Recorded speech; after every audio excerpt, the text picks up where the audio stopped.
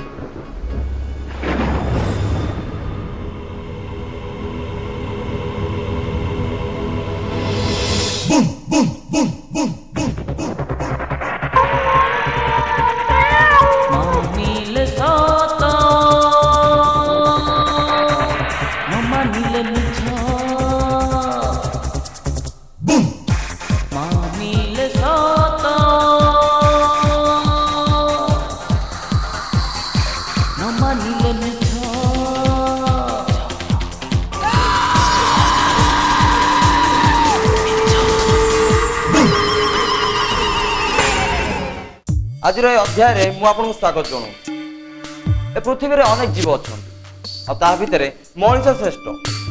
आज मनीष विज्ञान बल चंद्र घर करने बसला हेले से कौन मृत्यु ठार विजय पाई पारिछि ना। मृत्यु को कई हर पारे। मृत्यु अजय। केतबेले किए जे मृत्यु मुख चली एक कही कहींपारे। आदि आपण मैंने जानवे जे आज आप मृत्यु हेब ताहले आपण कौन करेंगे। आमती एक घटना को नहीं आम आज शीर्षक है मृत्युर पोखरी।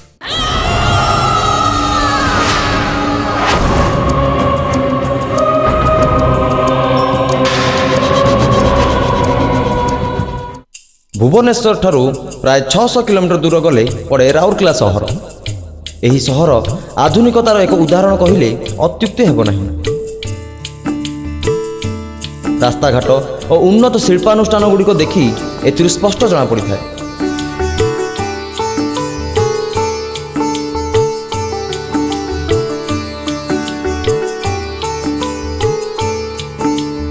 तेबे एमिति एक उन्नत सहर रे थिबा टांगरपाली ग्राम रे लुचि रही प्रकृतिर एक हत्याकारी। पाखापाखि 15 ରୁ 20 परिवार एही अंचल रे बस्ती करी रहुचंती। एमाने घेरी रहिचंती एक ककुआ भय भितर।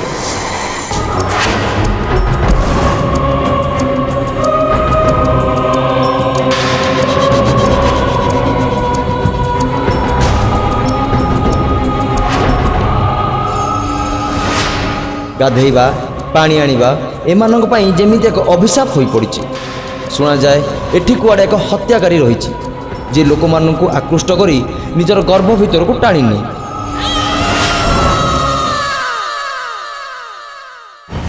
एठी कथा उठिछि बस्ती लोकंकर। तेबे एमाने गाधेइबाकू आ पानी आनिबाकू काहे डरुछंती। साधारण गरीब लोकंकर मुह देखिले ताको मन भितर थिबा भय को स्पष्ट देखि हुए।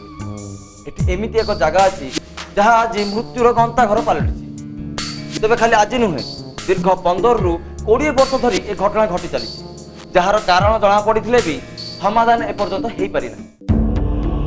प्राय 15 ରୁ 20 जन परिवार को नहीं टांगरपाली गाँव लोक मैंने बस्ती कर रोचंती। प्राय लोक मैंने एठी पत्थर काटी चलती। रंधा रंधिठार आरंभ करी गाधेइबा पर्यंत समस्त नित्यकर्म एमाने पाखरे थिबा पोखरी उपर निर्भर करती। हेले साधारण पोखरी पाखु जीवाकु हेले सेमाने सम्मुखीन होइथांती साक्षात जमदेवता। एही मृत्युर पोखरी तांकर साधारण जीवन को कर देइछि अभिशप्त।